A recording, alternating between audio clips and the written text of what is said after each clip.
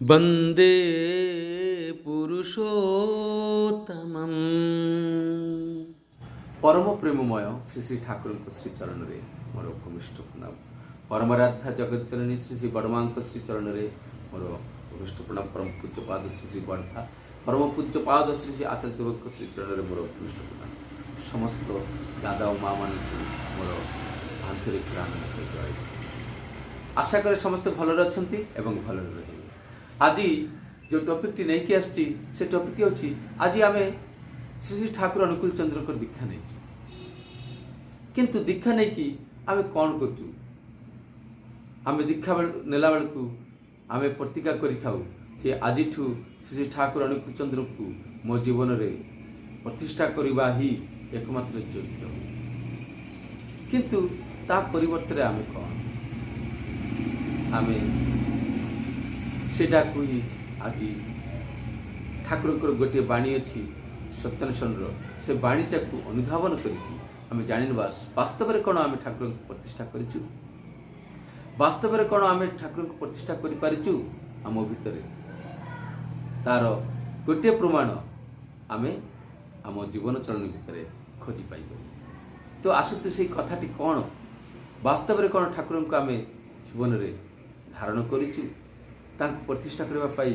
ଚେଷ୍ଟା କରିଛୁ। এইটা ହିଁ ଆଜି ଏ ବାଣୀ ଭିତରେ ପାଠ। ତ ଠାକୁର ସତ୍ୟାନ୍ୱେଷଣରେ କହିଛନ୍ତି, କ'ଣ କହିଛନ୍ତି? ଯେତେ ଦିନ ପର୍ଯ୍ୟନ୍ତ ତୁମ ଶରୀର ଓ ମନରେ ବ୍ୟଥା ଲାଗେ ସେତେ ଦିନ ପର୍ଯ୍ୟନ୍ତ ତୁମେ ଗୋଟିଏ ପିପିଲିକାର ମଧ୍ୟ ବ୍ୟଥା ନିରାକରଣର ଦିଗରେ ଚେଷ୍ଟା ରଖ, ବ୍ୟଥା ନିରାକରଣ କରିବା ପାଇଁ ଚେଷ୍ଟା କର। ଆଉ ତାହା ଯଦି ନ କରିପାରୁଛ ତେବେ ତୁମଠୁ ଆଉ ହୀନ କିଏ? ଶ୍ରୀ ଠାକୁରଙ୍କର ବାଣୀ। ହେଲେ ଯଦି ଆମେ ଅନ୍ୟର ବ୍ୟଥା, ଶରୀର ମନରେ ବ୍ୟଥା ଲାଗେ ଏବଂ ତାହା ଯଦି ଆମେ ନିରାକରଣ କରିବା ପାଇଁ ଚେଷ୍ଟା ନ କରୁ, ହେଲେ ଆମେ କ'ଣ ହେଲୁ? ହୀନ। ଶ୍ରୀ ଠାକୁର କେବଳ ମାତ୍ର ମଣିଷ ପାଇଁ କହିନାହାନ୍ତି। ପିପିଲିକା ଉଇ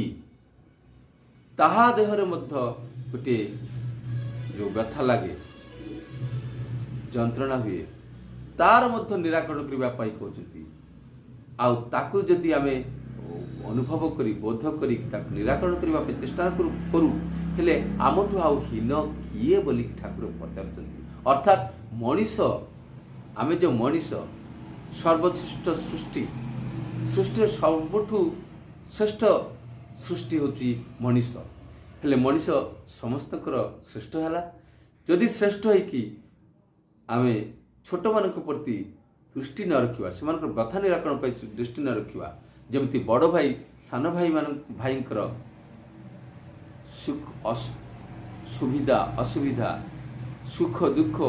ବିପଦ ଆପଦ ସବୁକିଛି ଅନୁଭବ କରିପାରିଲେନି, ସେ ବଡ଼ ଭାଇ କହିବାର ଯୋଗ୍ୟ ରୁହନ୍ତି ନାହିଁ,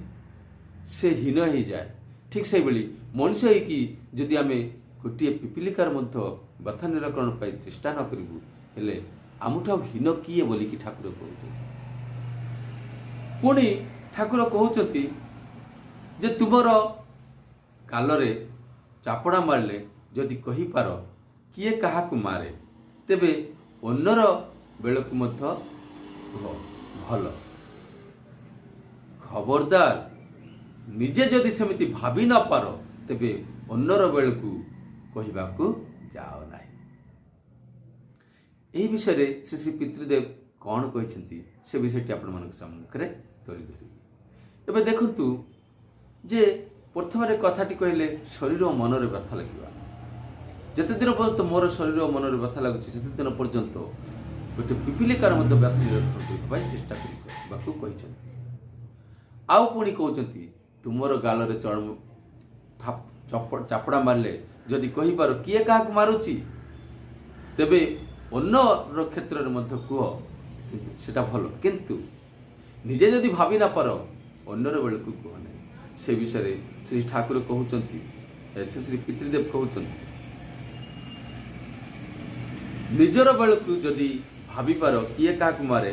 ସେତେବେଳେ ହିଁ କେବଳ कहीपरू जे सबकिछि तांकरी इच्छा तांके ही मारिचंती सॉरी सेतेबेले केवल अन्न बेलू आम कहीपरू किंतु अन्नर बेलू जदि आम किछि मने करूनु आउ कहू किए काहाकू मारे निजको चापड़ा मारिले सांगे सांगे आम पड़ू ताकू उल्टा जवाब देवाई आघात करने किंतु अन्न सहित जदि एमती अपर सहित एमती हुए से आम कहूँ यहाँ किंतु ठीक हम ना श्री श्री पितृदेव कहते मन करतु जड़े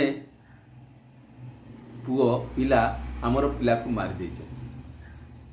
मु सांगे सांगे से पुओर बापा को मारिबा पाई बाड़ी धरी आक्रमण करियो किंतु जेतेबेले मोर पुओ अन्य को पुओ को मारिदेला सेतेबेले से क्षेत्र में मु कौन कहली तार से पुओर बापा को नहीं छाड़ दियंतु पिला लोक ये सब हम छाड़तु ज्ञानर कथा कही उपदेश देलु छाड़ दियंतु किंतु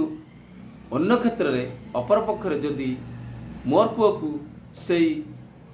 पुओ मारिदेला मो किंतु बाड़ी धरिकी से पड़ोसी घर को आक्रमण कर दउछु रणम दही मूर्ति नहीं एमती किंतु चलबनी अर्थात आमे माने अधिकांश समय एमती ही करि थाउ अन्नर भूल त्रुटि देखिले आमे संगे संगे डेई पड़ू तांकु दोष धराई देवा पाई एवं तांके जो घोर अपराध करछु ताहा बुझेबा पाई किंतु जेतेबेले आमे माने को द्वारा कौन सी भूल ही जाए सेतेबेले किंतु अन्य किए किछि कहले हम सेटा सुनु आम्भे माने निजर भूल त्रुटि को जेमिति एड़ाइबा चाहूँ किंतु अन्यर भूल त्रुटि पाइले तांको एमिति करिबाटा ठीक नहीं जदि निजर भूल त्रुटि को आम सही नेउछु हेले अन्यर भूल त्रुटि को मध्य सहीबा पड़िबो नचेत आमे ठाकुरंकर सत्यानुसरण बाणी पुस्तक इत्यादि पाठ करचु से बाणीर छटा तांको परे वर्षण करचु आउ से बाणी ठाकुरंकर से कथा गुड़िक तांको जेमति चाबुक मारला भलिया लागुची किंतु आमर बेलू जिते लोक मैंने सेमती भाव में कहती से आमको एमती कथा लगे असहनीय अवस्था ही उठे आम तो आम मानक एमती करवा कहवा उचित नुह श्री श्री पितृदेव कहते साधक रामप्रसाद जीवन गोटे घटना साधक रामप्रसाद निकट में माँ ही जगतर कर्त्री थे से ही चालिका शक्ति तेणु आघातकारी को प्रत्याघात नकरी से कही पारुथिले ताहार कौनसी दोष नहीं मार इच्छा थिला तेणु हैला तेणु तांको हाथ में मु माड़ खाए चापड़ा खाए एमती से माने ही कही पारती जो माने तांको प्रति निष्ठा अनुगत प्रेम प्रीति सब किछि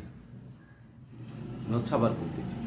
समर्पण करते सी ही एमती कही पारती नहले कही पारती तेणु जदि मु चापड़ा सही पारेनी अन्यर बेल को कहवा उचित नुह निजर शरीर मन जदि व्यथा लगे हेले ठाकुर कहते गोटे पिपिलिकार उई पोकर व्यथा निराकरण पाई चेष्टा करने जदि आम यह न करूँ हेले मोठ हीन किए ठाकुर कहते हेले मुझे ठाकुर को भल पाए यही कथा गुड़ी मन रखिकी निश्चित भाव में प्रति समय चलवा दरकार आई कथा मध्यरु आम्भे माने निश्चित भाव में जापर जे आमर कौटी भूल रोचे आम आउ जड़े गुरु भाई प्रति किपरि व्यवहार करूँ आउ जड़े भाई पाई आउ जड़े मनीष पाई आम किपरि व्यवहार करूँ आउ से व्यवहारटा कौन करवा उचित कि नुह निजे निजर भूल को संशोधन कर तो आज टॉपिक कहवा पूर्व कही जे आम्भे माने ठाकुर को किपरि प्रतिष्ठा करूँ यही छोटिया कथा गुड़ी को आम मन रखुचु कि यही कथाटी देखंतु आज आमे जुआड़े जाऊँ एमती भी देखा मिल जाए मो जड़े बड़ गुरु भाई मु बहुत दिन धरी ठाकुर को धरती मत किए जयगुरु देले मुझे प्रत्युत्तर देवा कुंठाबोध कर आम भर एमती भी अच्छा मु बहुत जगार एमती जयगुरु देकी अपमानित बहुत दुख पाई किंतु दुखटा छाड़ी दे कहीं ठाकुर को भल पाए से बुझुना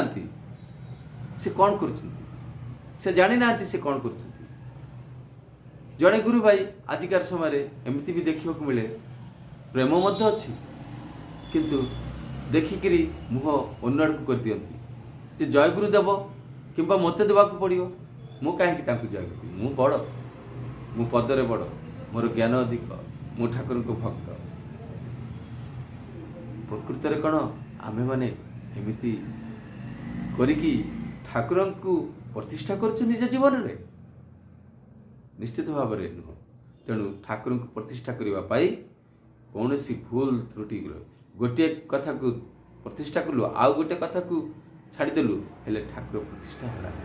ठीक अच्छे आज ये जय गुरु वंदे पुरुषोत्तम।